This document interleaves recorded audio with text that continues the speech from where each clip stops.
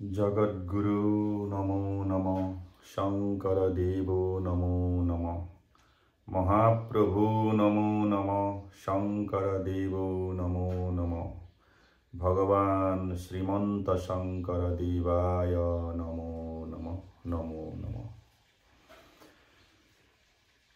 प्रेम ही ईश्वर है, कर्म ही धर्म है। प्रेमे ईश्वर आरु कर्मई धर्म। Love is God, love is God.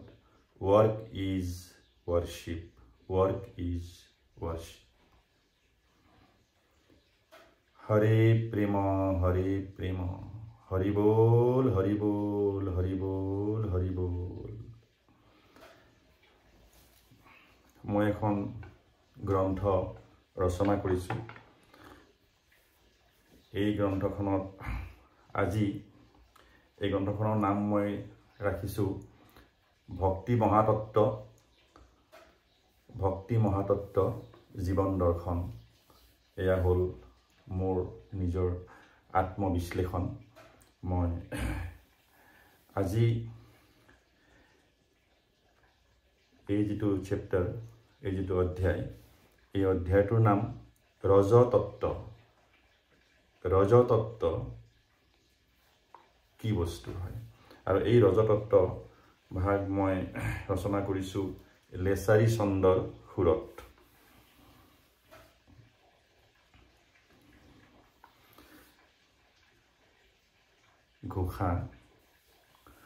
ঘোষা হিচাপে মই লিখিছো এনেকে। জগতৰে গুৰু শংকৰ দেৱ তান্ত বিনে আন নাই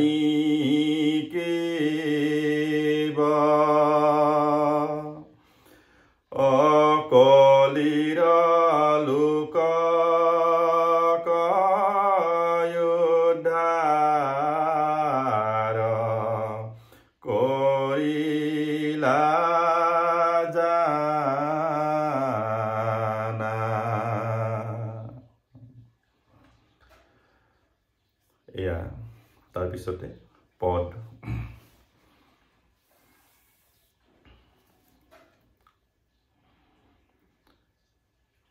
ব্ৰহ্মকুণ্ডহন্তে ৰসয়াখি অন্ডকোষে জানা আছে বসি পুৰুষ দেহ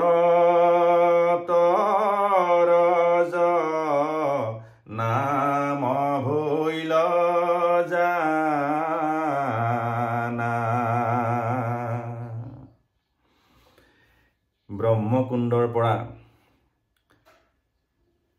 ব্ৰহ্মকুণ্ডৰ যি ৰস, সেই ৰজৰস আহি আমাৰ প্ৰত্যেকজন পুৰুষৰ অণ্ডকোষত অৰ্থাৎ টেষ্টিকুলত আহি জমা হয়। আৰু এই যি স্পাৰ্ম, এই স্পাৰ্মখিনিক মই ৰজ নাম দিছোঁ। আৰু শাস্ত্ৰসন্মতভাৱে সেইটোৱে হয়। আৰু শৰীৰতত্ত্ব হিচাপে মই এই ধৰণে ব্যাখ্যা কৰিছোঁ। বিজ্ঞানসন্মত ব্যৱহাৰিক ব্যাখ্যা মই এনেকৈ ৰচনা কৰিছোঁ যে পুৰুষৰ দেহত আহি এয়া ৰজ নাম লৈ পেলাই স্থিতি হয়। সেয়ে হ'ল ৰজগুণ। আমাৰ যি স্পাৰ্ম, যি শুক্ৰাণু, এই শুক্ৰাণু প্ৰত্যেকজন পুৰুষৰ অণ্ডকোষত জমা হৈ থাকে শুক্ৰাণু হিচাপে। আৰু সেয়াই হ'ল ৰজতত্ত্ব। ৰজতত্ত্বৰ কাম কি? সৃষ্টি কৰা। অমাতৃৰ ডিম্বাণু গৰ্ভাশয়ে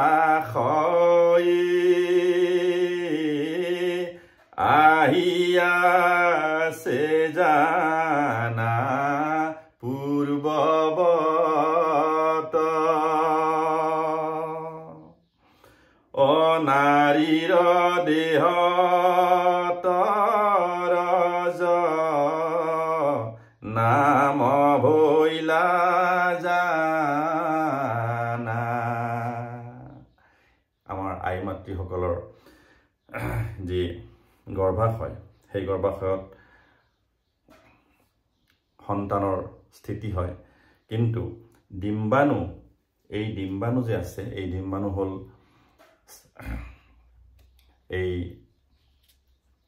এই ডিম্বাণু আমাৰ আইসকলৰ যে গৰ্ভাশয় আছে তাত থাকে। এয়া স্পাৰ্ম আৰু ওভাম বুলি কয়। মাতৃসকলৰ যে ওভাম, সেই ওভামটো ফেলোপিয়ান টিউবত তাত থাকে আৰু সেই তাৰ পৰাই আহি পেলাই গৰ্ভাশয়লৈকে আহে আৰু তাতে স্পাৰ্ম আৰু ওভামৰ ফাৰ্টিলাইজ হৈ পেলাই তাত জীৱৰ সৃষ্টি হয়। আৰু সেয়েহে এই আই মাতৃসকলৰ যে ডিম্বাণু অৰ্থাৎ ওভাম আৰু পুৰুষসকলৰ, আমাৰ বাপসকলৰ যে স্পাৰ্ম, এই দুয়োটা মিলি নিষেচন হয়, অৰ্থাৎ ফাৰ্টিলাইজ হয়, ফাৰ্টিলাইজ হৈ পেলাই জীৱৰ সৃষ্টি হয়। আৰু এই দুয়োটা ৰজগুণৰ কাৰণেহে সম্ভৱ হৈছে, কাৰণ ৰজগুণৰ কামটোৱে হ'ল সৃষ্টি কৰা। ৰজগুণে জানা সৃষ্টি হয়, ও দেৱ দেৱী নৰ পশু পক্ষী, অচৰাচৰ ব্ৰহ্মাণ্ডৰ বাহিৰে ভিতৰে।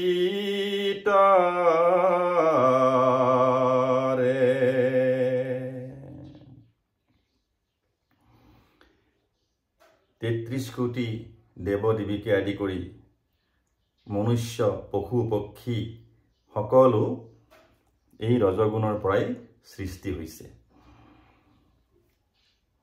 ব্ৰহ্মা, বিষ্ণু, শিৱকে আদি কৰি যত দেৱ দেৱী আছে, সকলোৰে সৃষ্টি ৰজগুণৰ পৰা হৈছে আৰু সকলোৰে সৃষ্টি সংগমৰ পৰা হৈছে।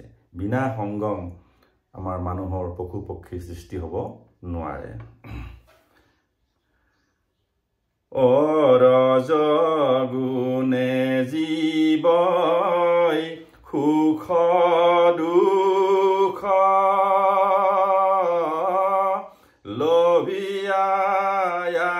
লভিয়াছয় প্ৰতিনিত, অকৰ্ম বন্ধে আখি ভ্ৰময় নিৰন্তৰে।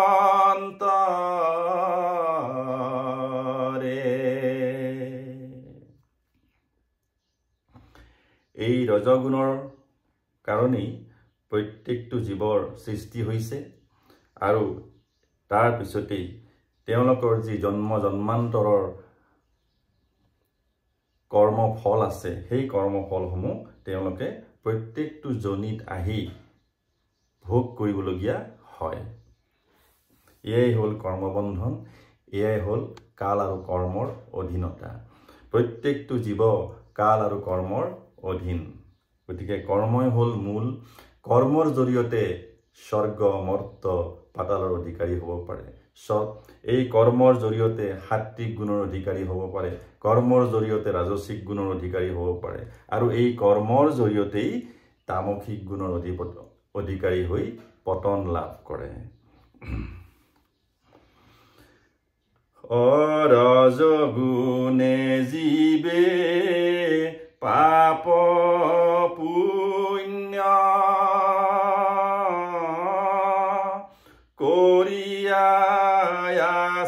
কৰিয়াছয় প্ৰতিনিত,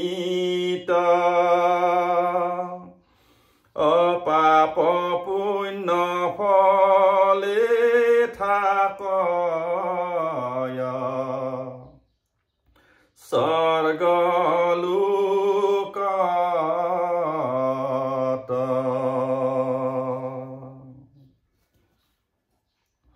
এই সুখ দুখ সকলোখিনি কৰ্মৰ ফলতেই হয় আৰু প্ৰত্যেকটো জীৱই এই কৰ্মৰ ফল আমি ভোগ কৰিব লাগিব। শিৱ হ'ল, বিষ্ণু হ'ল, ব্ৰহ্মা হ'ল, সকলো দেৱদেৱী, কৃষ্ণ, ৰাম, শংকৰদেৱ, চৈতন্যদেৱ, তুলসীদেৱ, বিবেকানন্দকে আদি কৰি সকলো জীৱই আমি কৰ্মফলত অধীন আৰু কৰ্মৰ ফল প্ৰত্যেকটো জীৱই ভোগ কৰি আহিছে আৰু কৰি থাকিবই লাগিব।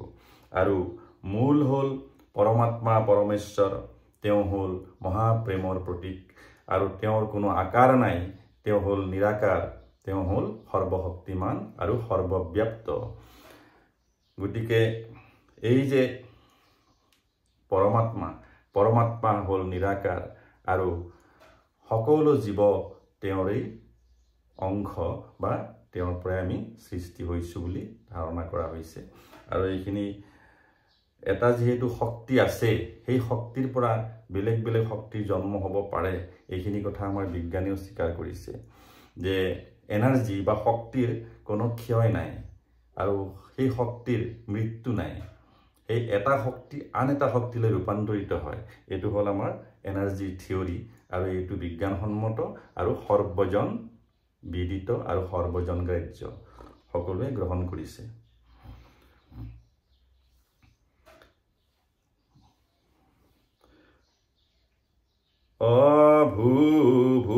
অভূভুৱস্বৰ মহৎলোক জনত পয়াৰু ব্ৰহ্মলোক অজীৱকুল ভ্ৰমে সপ্তলোক।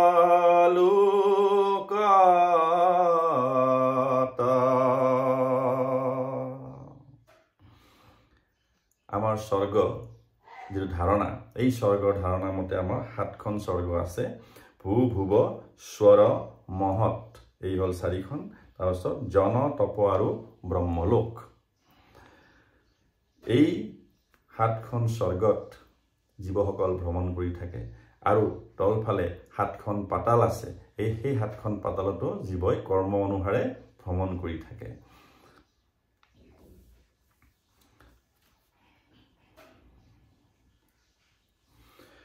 অপুণ্য কৰ্ম যদি বেছি হয়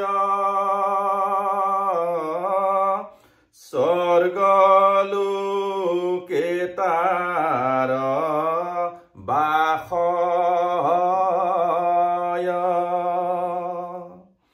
অসুখৰ আধিক বুলিয়া জানিবা তাৰ।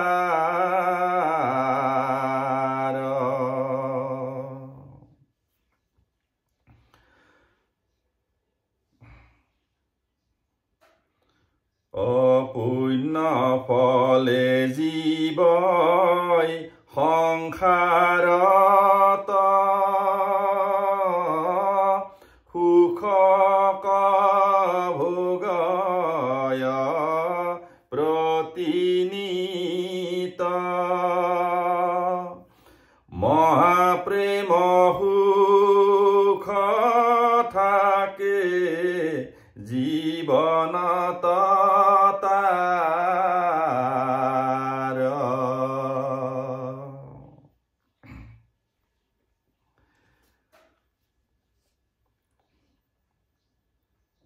পুণ্য কৰ্ম যদি অধিক হৈ যায় তেতিয়াহ'লে তেওঁ স্বৰ্গত বাস কৰে আৰু পুণ্যৰ ফলতেই জীৱই সংসাৰত সুখ দুখ ভোগ কৰি আহিছে আৰু মহাপ্ৰেমক যি সুখ সেই জীৱই তেওঁ ভোগ কৰিব পাৰে। সত্যগুণ যদি বেছি হৈ যায় জীৱনত তেতিয়া তেওঁ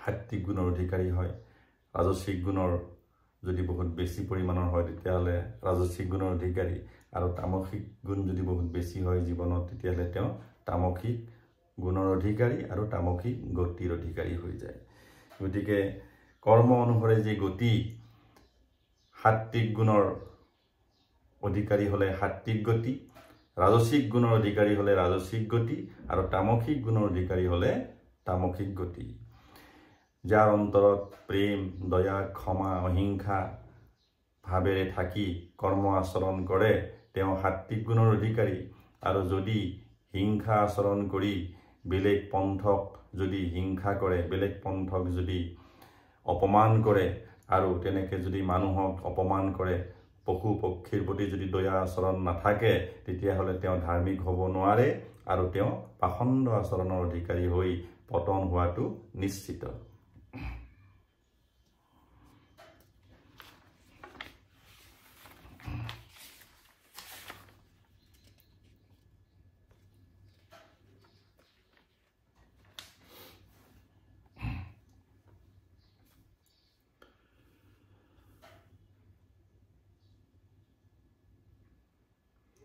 পাপ পুণ্য কৰ্মৰ ৰাজা মন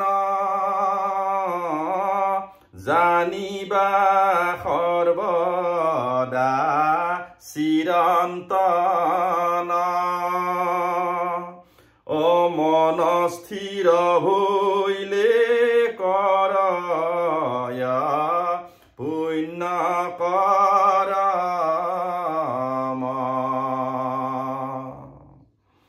পুণ্য কৰ্ম তেওঁৰ দ্বাৰাই হ'ব যেতিয়া মন স্থিৰ হয় আৰু মন যেতিয়া শান্ত হৈ থাকে তেতিয়া তেওঁৰ দ্বাৰাই পুণ্য কৰ্ম হয় যদি মন বিচলিত হয় তেওঁৰ দ্বাৰাই কেতিয়াও পুণ্য কৰ্ম হ'ব নোৱাৰে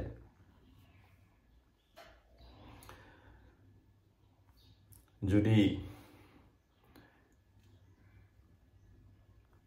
প্ৰেম দয়া ক্ষমা যাৰ অন্তৰত নাথাকে তেওঁ কেতিয়াও পুণ্য কৰ্ম কৰিব নোৱাৰে তেওঁৰ দ্বাৰাই সদায় পাপ কৰ্মই হৈ থাকিব বেলেগক দুখ দিব বেলেগৰ উন্নতিত চকু চৰহা হ'ব আৰু বেলেগৰ যিটো আৰু অসূয়া মনোভাৱ এইবিলাক তেওঁৰ অন্তৰত আহিব আৰু সেই ধৰণে তেওঁ কৰ্ম কৰি যাব আৰু সেই কৰ্মৰ ফল সেই ধৰণেই পাই যাব ভাল কৰ্মৰ ভাল ফল বেয়া কৰ্মৰ বেয়া ফল এই কৰ্মৰ গতি চাওক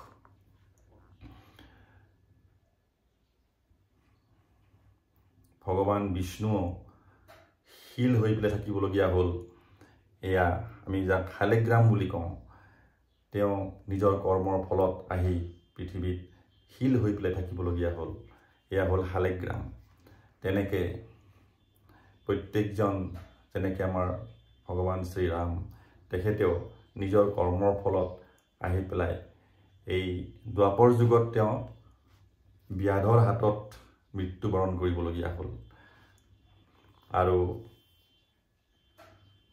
কিছুমান কাম পৰিৱেশ পৰিস্থিতিয়ে কৰাই দিয়ে কিন্তু তাৰো ফল আমি ভোগ কৰিব লাগে যেনেকৈ ভগৱান শ্ৰীৰামেই হওক কৃষ্ণই হওক বা শিৱই হওক সকলোৱে হিংসা আচৰণ কৰিছিলে কিছুমান মুহূৰ্তত কৰিবলগীয়া হৈছিলে আৰু তাৰো ফল তেওঁলোকে পাইছে যেনেকৈ সম্বুক ঋষি তেওঁ শূদ্ৰ কুলৰ আছিলে সেই তেতা যুগত তেওঁ ধৰ্ম আচৰণ কৰিছিলে বেদ পাঠ কৰিছিলে আৰু সকলোকে সাম্যবাদৰ যি চিন্তাধাৰা সকলোকে তেওঁ দিছিলে আৰু যেতিয়া ভগৱান শ্ৰীৰামে যেতিয়া কথাখিনি গম পালে তেতিয়া বশিষ্ঠ ঋষিৰ লগত তেওঁ আহি ভ্ৰমণ কৰি যেতিয়া আহি পেলাই দেখিলে যে সম্বুক ঋষিয়ে ধ্যান কৰি আছে আৰু সকলো সেই আশ্ৰমত তেওঁ আশ্ৰম এখন খুলি পেলাই তেওঁ গোটেই শিষ্যসকলক ধৰ্মৰ জ্ঞান দি আছিলে তেতিয়া বশিষ্ঠ ঋষিয়ে ক'লে বশিষ্ঠ আছিলে ব্ৰাহ্মণ কুলৰ তেওঁ ক'লে যে এই শূদ্ৰই কেনেকৈ বেদ পাঠ কৰিব শূদ্ৰই কেনেকৈ ধৰ্ম আচৰণ কৰিব শূদ্ৰই কেনেকৈ আশ্ৰম পাতি বেলেগক শিক্ষা দিব পাৰে গতিকে এওঁক অনতিপলমে অবিলম্বে তেওঁক হত্যা কৰা। এই বুলি কোৱাৰ পিছত ভগৱান শ্ৰীৰামে বশিষ্ঠ মুনিৰ আদেশ মানি শম্ভুক ঋষিক হত্যা কৰিলে। গতিকে এইটো চাওক, কোনোবাই কিবা এটা কোৱাৰ লগে লগে যদি মই সেইমতে যদি আচৰণ কৰোঁ, তাৰ কৰ্মফলটো মইহে পাম, তেওঁ নাপায়। সেই কথাটো গতিকে তেওঁ যিটো কৰিলে সেইটো ভুল হয়। হিংসা আচৰণ কৰাৰ পিছত তেওঁৰ গতি কেনেকুৱা হ'ল চবেই জানে। শেষত মৃত্যুৰ সময়ত ভগৱান শ্ৰীৰামে সৰজু নদীত তেওঁ বুৰ গৈ মৃত্যু বৰণ কৰিছিলে। সলিল সমাধি বুলি কোৱা হয়। গতিকে যিখিনি কৰ্মৰ যিখিনি পশ্চাতাপ যে কৰে, প্ৰত্যেকেই কৰিব লাগিব আৰু তাৰ ফল প্ৰত্যেকেই ভোগ কৰিব লাগিব। তেনেকৈ সকলোৱে হৈছে, ভগৱান শ্ৰীকৃষ্ণৰো তেনেকুৱা হৈছে আৰু দেৱ দেৱীসকলৰ ক্ষেত্ৰতো বহুতখিনি প্ৰত্যেকটো কৰ্মৰে ফল তেওঁলোকে ভোগ কৰিছে। গতিকে মানুহৰ কথাটো আৰু বেলেগেই, তেওঁলোকো মানুহেই আছিলে, কিন্তু আমি ভগৱান যি দেৱতা আমি আখ্যা দিছোঁ, কিন্তু আচলতে তেওঁলোকে মানুহে হয়। তেওঁলোকৰ সংসাৰ আছিলে, তেওঁলোকৰ সাংসাৰিক আছিলে, সকলোখিনি তেওঁলোকে সাংসাৰিকভাৱে কৰি গৈছে।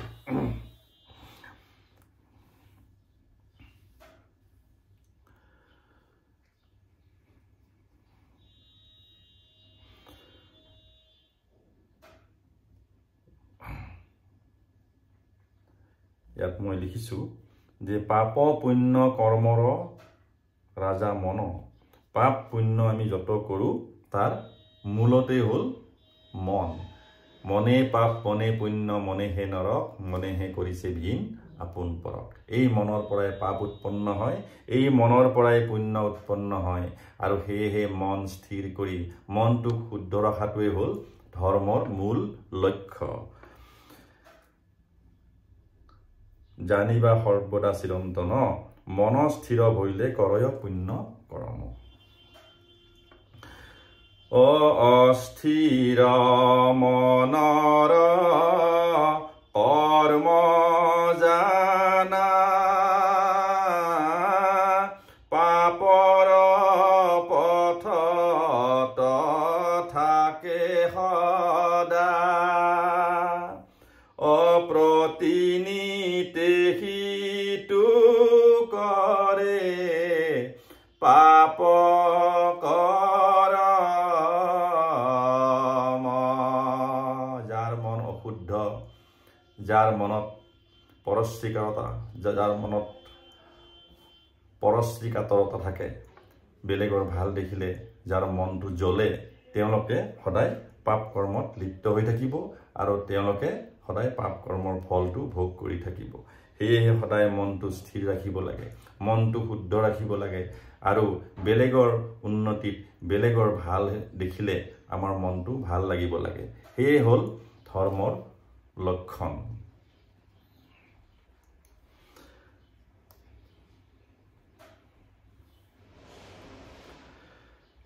কত জনমৰ পুণ্য ফলে, মনুষ্য জনম লভিয়াছে। অজীৱন্তে মুকুতি লভি, বা কলাগে জানা।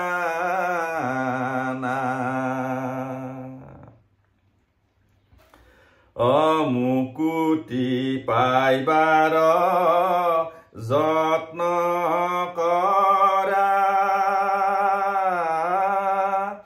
প্ৰেম হৰি নাম চিত্তে ধৰা।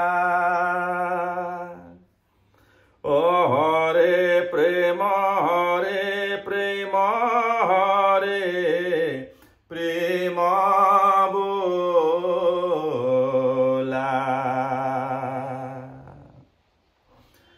হৰে প্ৰেম হৰে প্ৰেম হৰে,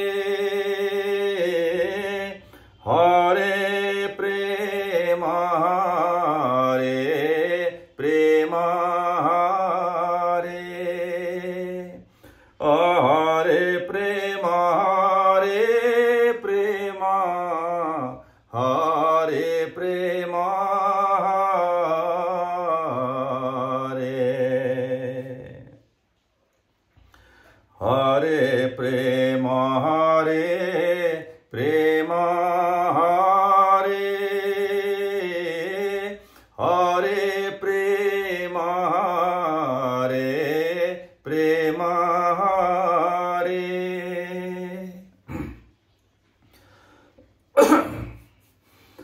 হৰে প্ৰেম হৰে প্ৰেম হৰে প্ৰেম হৰে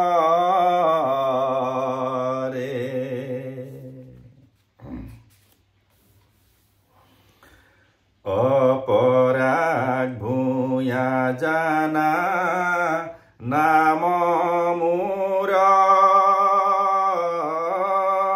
ভাৰত বৰ্ষৰ অসম ভূমিত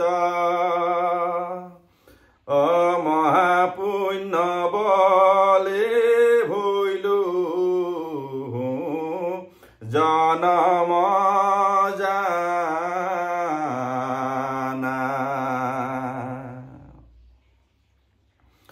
অমানব ধৰ্ম মহাধৰ্ম প্ৰেম দয়া ক্ষমা অহিংসা যত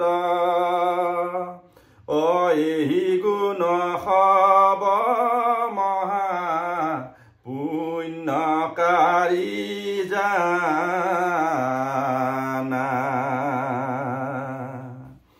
এই গুণ সব মহা পুণ্যকাৰী জানা